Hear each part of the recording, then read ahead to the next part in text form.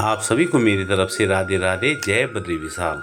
और दोस्तों, हम हैं चार धाम यात्रा पे और आज रुके हुए हैं हम बद्रीनाथ में। और हमारी यात्रा का आज है 7वां दिन और अभी हम निकल गए हैं बद्रीनाथ मंदिर में दर्शन के लिए। सुबह के 6 बज रहे हैं और यहाँ से होटल के कमरे से केवल 400-500 मीटर दूर है।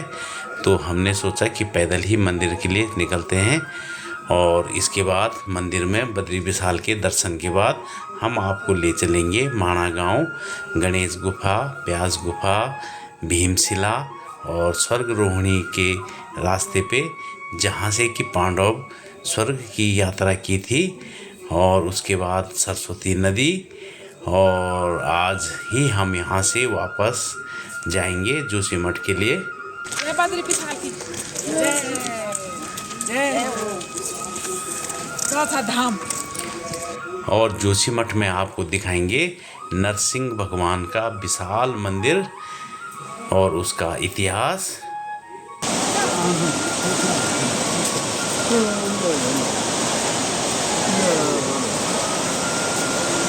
और अभी हम पहुंच चुके हैं बद्री विशाल के मंदिर में और सामने देख सकते हैं आप मंदिर।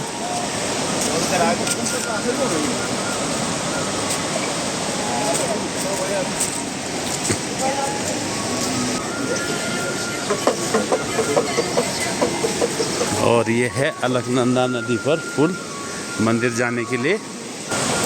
और मंदिर के साथ साथ जो नदी बह रही है ये है अलकनंदा नदी, जो कि देवप्रयाग में पहुंचकर भागीरथी के साथ मिल जाती है और वहां से गंगा नदी बन जाती है। और नीचे है तप्त कुंड। यहाँ पे आप देख सकते हैं काफ़ी लोग नहा रहे हैं। तो यहाँ पे पूरा गर्म पानी रहता है, महिलाओं का अलग है और पुरुषों का अलग है। तो अभी हम भी यहाँ जाएंगे और स्नान करके मंदिर में दर्शन करेंगे।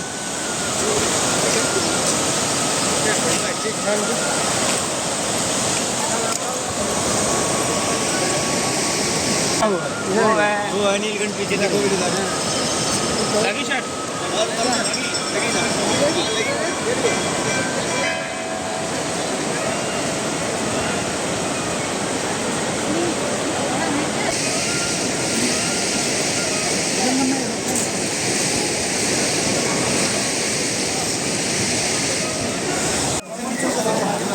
और बद्रीनाथ पे ये है तप्त कुंड, जहाँ दर्शन करने से पहले सभी लोग नहाते हैं। और यहाँ पे पूरा गर्म पानी है। और इधर है महिलाओं का। और दोस्तों, कुछ तप्त कुंड में नहाते समय साबुन का इस्तेमाल करते हैं, तो कृपया ऐसे न करें और इस पवित्र स्थान की मर्यादा को भंग न करें।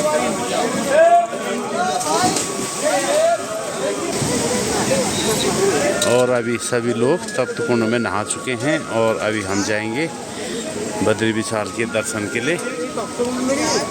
और तप्त कुंड में आप देख सकते हैं बहुत गर्म पानी है। और मंदिर के चारों तरफ ये हैं छोटे छोटे मंदिर, जहाँ की सभी भगवानों की मूर्तियाँ स्थापित हैं। और मंदिर के अंदर आपको पता है कि कैमरा अलाउड नहीं है, तो इसलिए मंदिर के अंदर आपको कैमरे से कुछ भी नहीं दिखा सकते हैं। लेकिन यहाँ आप सभी भगवानों की मूर्तियाँ देख सकते हैं। और साथ ही साथ मंदिर के बाहर साइड में यहाँ पर जगह जगह में ध्यान कक्ष बने हुए हैं, जहाँ कि आप आराम से बैठकर और ध्यान लगा सकते हैं और भगवान का सुमिरन कर सकते हैं। तो कई लोग आपको दिखाई देंगे जो यहाँ पे बैठे हुए हैं और ध्यान लगा रहे हैं। और धीरे धीरे मंदिर में भीड़ बढ़ती जा रही है। सुबह तो भीड़ कम थी, लेकिन जैसे जैसे दिन चढ़ रहा है तो भीड़ भी बढ़ती जा रही है। और मौसम आज काफ़ी सुहाना हो रखा है, धूप आ गई है और बारिश के कोई आसार नहीं है। और दोस्तों सामने जो पर्वत आपको दिखाई दे रहा है ये है नर पर्वत, और जहाँ पे मंदिर स्थापित है, और मंदिर के दूसरे साइड ये है नारायण पर्वत, जो कि श्री कृष्ण भगवान और अर्जुन के रूप हैं। और श्री कृष्ण भगवान और अर्जुन ने यहाँ पर कई वर्षों तक तपस्या की थी, और उन्हीं के नाम से ये नर नारायण पर्वत हैं। और भगवान बद्री विशाल के दर्शन के बाद अभी हम जा रहे हैं ब्रह्मकपाली की ओर। और मान्यता है कि जो भी लोग यहाँ पर ब्रह्मकपाली में अपने पितरों का तर्पण करते हैं तो उनके पितरों को शांति मिलती है और मुक्ति मिलती है, और उसके बाद उनके तर्पण अगर कोई ना भी करें तो उसमें कोई दोष नहीं लगता। और घाट में आप देख सकते हैं कई लोग यहाँ पर पंडितों से अपने पितरों का तर्पण कर रहे हैं। तो सबसे पहले वे लोग यहाँ पे मुंडन करते हैं, और फिर अलकनंदा में नहाते हैं, और फिर अपने पितरों को तर्पण देते हैं।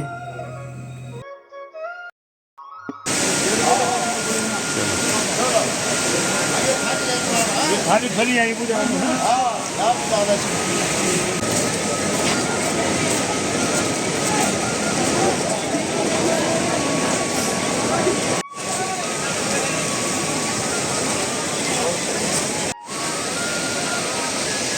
तो अभी भगवान बद्री विशाल के दर्शन करने के बाद ब्रह्मकपाली से, और अभी हम गंगा जल लेके और वापस जा रहे हैं होटल में, और वहाँ से ब्रेकफास्ट वगैरह करने के बाद फिर जाएंगे माना गांव की तरफ। और बद्रीनाथ से माना गांव टोटली 3 किलोमीटर है, और ये सामने आप गेट देख सकते हैं। ये है भारत का प्रथम गांव माना गांव, और यहाँ की रोड की कंडीशन काफ़ी अच्छी है, और साथ ही ये माना गांव का गेट भी आ गया है, और यहाँ से गांव का रास्ता अभी शुरू हो जाता है। तो गांव के अंदर चलते चलते सबसे पहले हम जाएंगे गणेश गुफा में, और अभी हम पहुंच चुके हैं गणेश गुफा। तो यहाँ पर गणेश जी ने महाभारत पुराण लिखा था, और व्यास जी ने जो है बोला था, लेकिन यहाँ पर गणेश जी ने एक शर्त रखी थी कि मैं तब महाभारत का लेखक बनूंगा कि जब मैं लिखते समय मेरी लेखनी बिल्कुल भी नहीं रुकनी चाहिए, क्योंकि गणेश जी दोनों हाथों से लिखते थे। तो इसलिए उन्होंने जो है व्यास जी के सामने ये शर्त रखी थी। और ये है गणेश गुफा, जो वास्तविक गुफा थी पहले की, जहाँ पर बैठकर गणेश जी ने महाभारत ग्रंथ की रचना की थी।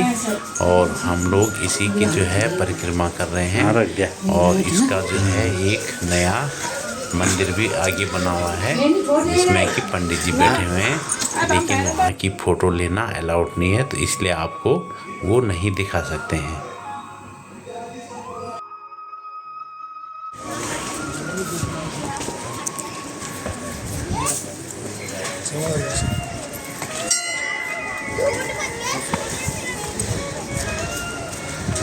और ये है भारत की आखिरी चाय की दुकान, प्रथम चाय की दुकान, लेकिन मोदी जी ने इसको चेंज कर दिया है, और अभी ये है भारत की प्रथम चाय की दुकान। और सामने है श्री वेद व्यास गुफा, यहाँ से व्यास जी ने बोला था, और गणेश जी ने महाभारत पुराण लिखा था। और वेद व्यास गुफा का जो इतिहास है वो यहाँ बैठे हुए अंदर पंडित जी से सुनते हैं। तो उनका वीडियो लेना अलाउड नहीं था, तो उन्होंने ऑडियो क्लिप दी है, तो उसी को इसमें आपको सुना रहे हैं, तो ध्यान से सुनिए। बोल बद्री विशाल भगवान की, वेद व्यास महाराज की। तो ऐसे पुण्य धाम पे आने का मौका भी बार बार नहीं मिलता, और हर किसी को नहीं मिलता। भाग्योदयेन बहुजन्म समर्जितेन सत्संगमं च लभते पुरुषो यदा वे। जन्म जन्म के भाग्य जब उदय होते तभी जाकर के इस भूमि में आने का मौका मिलता है। तो फर्स्ट नंबर पे भगवान विष्णु है, दूसरे पे वेद व्यास जी की प्राचीन मूर्ति, उन्हीं के ऊपर बड़ी वाली नई मूर्ति, तीसरे पे सुखदेव व्यास जी के पुत्र, चौथे लास्ट वल्लभाचार्य माधवाचार्य के शिष्य।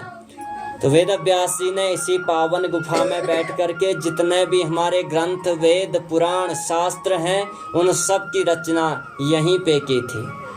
लेकिन महाभारत को लिखने के लिए वेद व्यास जी के पास समय की कमी थी, द्वापर का अंतिम समय था और कलयुग आने वाला था, इसीलिए इन्होंने गणेश जी को बुलाया फ़ोन करके। हाँ, वो नारद मुनि खबर पहुंचाते थे ना। तो गणेश जी ने शर्त रखी कि श्रुते तत्राह विघ्नेषु यदि मैं लेखनी क्षण, कि मेरी लेखनी जो है क्षण भर के लिए रुकनी नहीं चाहिए, क्योंकि दोनों हाथों से वो लिखा करते थे। तो वेद व्यास जी ने कहा मेरी भी शर्त रहेगी सिद्धि बुद्धि के दाता, मैं भी जिस श्लोक को कहूँगा सोच समझ करके लिखना। तो यहाँ से व्यास जी महाभारत बोले, नीचे गणेश गुफा में गणेश जी लिखे। और महाभारत के बाद भी संतुष्ट नहीं हुई जब व्यास जी को, तो नर नारायण भगवान को प्रणाम करके माँ सरस्वती की वंदना की, तब भागवत पुराण की रचना की। बोल भागवत महापुराण की। व्यास जी के पुत्र सुखदेव जी जो 12 साल तक रहे माँ के गर्भ में, कहा कि जब तक श्री कृष्ण जी के दर्शन नहीं हुए मैं जन्म नहीं लूँगा। आपका ब्लॉग में डाल दूंगा मैं। कहाँ से आए आप लोग? अभी तो मुंबई से आए। अच्छा अच्छा चलो अच्छा, पिथौरागढ़ की। चलो ठीक है जी, चारों धाम करके आगे। हमारे पड़ोस में बहुत ऐसे ही प्यार आ गया, मैंने कहा फोटो खींच लो, अपने लोग दिख रहे हैं। हमारे पड़ोस में बहुत सारे हैं आपके। हाँ, खींच भी है। मैं तो बाहर गुले सपनों पर आपकी गड़वानी ठीक है, धन्यवाद। इधर बैठे हूँ। इनको तो ध्यान नहीं जाता, चले गए तो यहाँ पर है भारत की पहली चाय की दुकान। तो हमने सोचा कि चाय तो यहाँ पे पक्का पीनी चाहिए, इसलिए जो है यहाँ पे चाय पी रहे हैं। और ये मिल गई बाहर देश की ब्राज़ील की, तो इसके साथ भी फोटोग्राफी हो रही है। Thank you. और अभी हम पहुंच चुके हैं भीमशिला में, और यहाँ पे आप देख सकते हैं एक विशाल शिला। जब पांडव स्वर्गरोहिणी के लिए यात्रा कर रहे थे तो द्रौपदी जी को जाने में परेशानी हुई, तो भीम जी ने जो है यहाँ पर काफ़ी बड़ी शिला लाकर सरस्वती नदी के ऊपर रख दी, और इससे वे लोग पार हो गए। और आज भी ये शिला वैसे की वैसे ही रखी हुई है। और इसके ऊपर आप देख सकते हैं रास्ता बना हुआ है और रेलिंग भी बनी हुई है। और इस भीमशिला के साथ साथ आप देख सकते हैं सरस्वती नदी का उद्गम स्थान, और यहीं से सरस्वती नदी शुरू होती है और 200-300 मीटर आगे जाने के बाद अलकनंदा से मिल जाती है। और यहाँ पर है माँ सरस्वती का भव्य मंदिर, जहाँ की काफ़ी सारे लोग दर्शन कर रहे हैं। और दोस्तों सबसे रोचक बात यह है कि माँ सरस्वती का ये उद्गम स्थान है, और इससे ऊपर कहीं भी पूरी नदी का पता नहीं चलता है।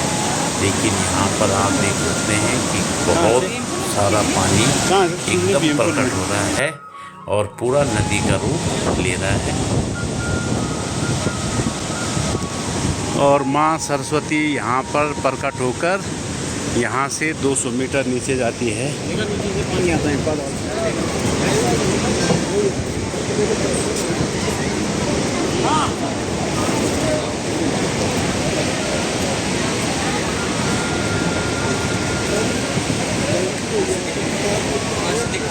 और 200 मीटर नीचे जाने के बाद माँ सरस्वती अलकनंदा के साथ मिल जाती है। और अभी हम पहुंच चुके हैं स्वर्गरोहिणी द्वार के सामने। जो आपको सामने बड़ा सा गेट दिख रहा है, यही है स्वर्गरोहिणी द्वार। और पांडवों ने यहीं से स्वर्ग की यात्रा की थी। तो ये रास्ता चला जाता है 5 किलोमीटर आगे इसके बसुधारा है, और उससे आगे है संतोपन। तो सतोपंथ से ही अलकनंदा निकलती है और रास्ते में कई नदियों को साथ लेकर देवप्रयाग तक चली जाती है और देवप्रयाग में भागीरथी के साथ मिलने के बाद वहाँ पे गंगा नदी बन जाती है। और जो रास्ता आपको दिख रहा है यही सतोपंथ के लिए रास्ता जाता है। तो इसी रास्ते पे पांडव स्वर्ग की यात्रा उन्होंने की थी। अभी काफ़ी ठंडी हवा चल रही है और बारिश की बूंदें भी पहाड़ों की तरफ गिर रही हैं और इधर भी हल्की हल्की सी बारिश महसूस हो रही है। और इसी रास्ते में 5 किलोमीटर आगे है वसुधारा, जो कि काफ़ी ऊपर पहाड़ी से झरना गिरता है। लेकिन मान्यता है कि अगर कोई भी पापी इंसान उस झरने के नीचे जाता है तो उस इंसान के ऊपर वह पानी नहीं गिरता। जो सही सच्चा इंसान होता है तो उसी के ऊपर वो पानी गिरता है, क्योंकि वो पानी आधे से ऐसे लगता है कि वापस जा रहा हो। अभी हम ज़्यादा आगे जाने वाले नहीं हैं क्योंकि मौसम भी ख़राब हो रहा है और हमारी टीम में बूढ़े लोग ज़्यादा हैं, तो इसलिए वहाँ जाना और फिर वापस आना तकरीबन 10-12 किलोमीटर हो जाएगा, तो थोड़ा मुश्किल हो सकती है। तो इसीलिए हम अभी यहाँ से वापस जाने वाले हैं। अभी बद्रीनाथ से सब जगह अच्छी प्रकार दर्शन करने के बाद हम वापस आ गए हैं और अभी हम पहुंच गए हैं जोशीमठ। और जोशीमठ में भगवान नरसिंह का बहुत ही प्रसिद्ध मंदिर है और अभी हम भगवान नरसिंह के दर्शन के लिए जा रहे हैं। तो हमने गाड़ी पार्किंग में लगा दी है और यहाँ से थोड़ी दूर पैदल जाके अभी नीचे आपको दिखाते हैं भगवान नरसिंह का विशाल और भव्य मंदिर। और अभी हम पहुँच चुके हैं जोशीमठ के नरसिंह भगवान के मंदिर में। और ये जो है आप संक्षिप्त इतिहास देख सकते हैं। श्री नरसिंह मंदिर जोशीमठ की एक महत्वपूर्ण धार्मिक एवं ऐतिहासिक विरासत है। भगवान श्री बद्री विशाल की गद्दी शीतकालीन प्रवास में यहीं विराजमान होती है। पुराणों के अनुसार भगवान श्री नरसिंह जी के दर्शन उपरांत भी बद्रीनाथ जी के दर्शनों की परंपरा है। तीरासन में विराजमान शालिग्राम शिला में नरसिंह जी का अलौकिक विग्रह है। स्थल पुराण के अनुसार जब तक श्री नरसिंह भगवान कला रूप में यहाँ विराजमान रहेंगे तभी तक बद्रीनाथ जी के दर्शन बद्रीनाथ धाम में होंगे। तत्पश्चात भविष्य बद्री में भगवान श्री बद्रीनाथ जी विराजमान होंगे। पौराणिक काल में यह नगरी कार्तिकेयपुर नाम से जानी जाती थी। कत्यूरी वंश के शासक यहीं से गढ़वाल राज का शासन चलाते थे। यहाँ भगवान वासुदेव की 8 फीट ऊंची 24 अवतारों वाली प्रतिमा गंधार शैली के उत्कृष्ट दर्शन कराती है। आदि गुरु शंकराचार्य ने 5 वर्ष यहीं व्यतीत किए तथा इसे ज्योतिमठ नाम दिया, जो बाद में अपभ्रंश होकर जोशीमठ हो गया। श्री बद्रीनाथ के कपाट खुलने पर यहीं से श्री बद्रीनाथ धाम जाती है। श्री बद्रीनाथ जी के रावल दक्षिण भारत नमूधारी ब्राह्मण यहीं रहते हैं। यह भक्तों की धार्मिक, ऐतिहासिक, पौराणिक आस्था का केंद्र है। तो अभी दिखाते हैं आपको पूरे मंदिर का प्रांगण, जो कि काफ़ी भव्य बन चुका है। और यहाँ पे आप देख सकते हैं सब जगह की दूरियाँ लिखी हुई हैं। और मंदिर पहले पुराना था, लेकिन 2018 में इसका जीर्णोद्धार किया गया और इसको काफ़ी भव्य बनाया गया, जो कि आप देख सकते हैं।